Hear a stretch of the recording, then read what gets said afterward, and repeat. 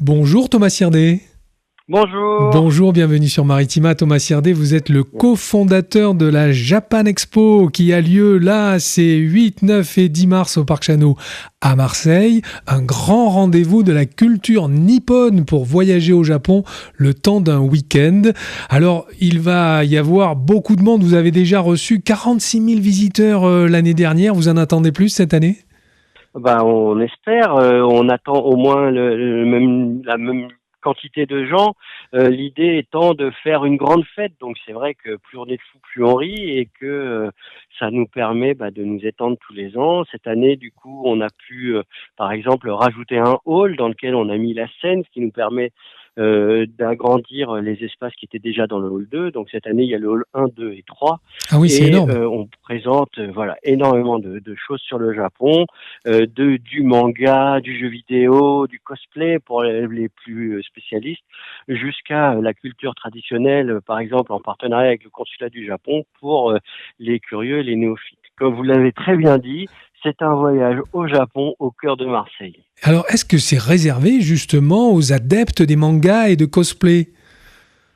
Ah, un de nos plaisirs ou un de nos fiertés, c'est que justement on a un rendez-vous hyper familial. Comme on parle de tout, et il y a à la fois pour les fans les plus hardcore des choses hyper pointues comme des invités japonais, des animateurs, des groupes de musique, des cosplayers professionnels, des jeux vidéo à tester et ainsi de suite, jusqu'à, comme je disais tout à l'heure, de la culture traditionnelle où là on va pouvoir s'essayer soit aux arts martiaux, soit à des arts très classiques du Japon à découvrir, voir aussi préparer son futur voyage au Japon.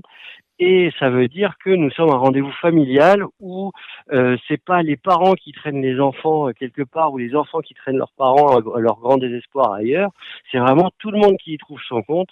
Moi, j'aime bien, vous savez, il y a cette phrase d'un célèbre magazine de nos temps où nous on était jeunes, ou qui disait c'est pour les jeunes de 7 à 77 ans. Oui. Ben voilà, on est en plein dedans. C'est vraiment tout le monde trouve chaussure à son pied à Japan Expo. Bon, ben magnifique. En plus, ça n'arrête pas. Il va y avoir des concerts, 13 concerts, 6 spectacles. Il y a 71 invités qui viennent chez vous, des expos, des conférences, des démonstrations d'arts martiaux, des ateliers de sport, d'art culinaire, d'art de vivre. N'en jetez plus, des stands de loisirs.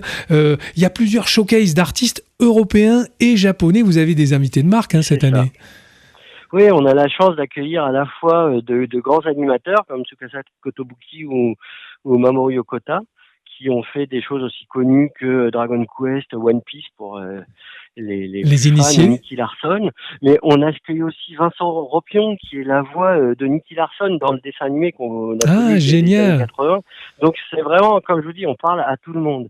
Et des groupes de musique, alors il y a à la fois des groupes de J-pop, K-pop, comme UNPIA, de la musique pop avec un parfum de Japon, parce qu'ils utilisent des instruments traditionnels japonais avec Yuzu Natsumi, mais aussi un groupe de métal avec Astérisme, et des groupes français qui eux aussi baignent dans les univers japonais et asiatiques, et qui du coup donnent des concerts assez incroyables.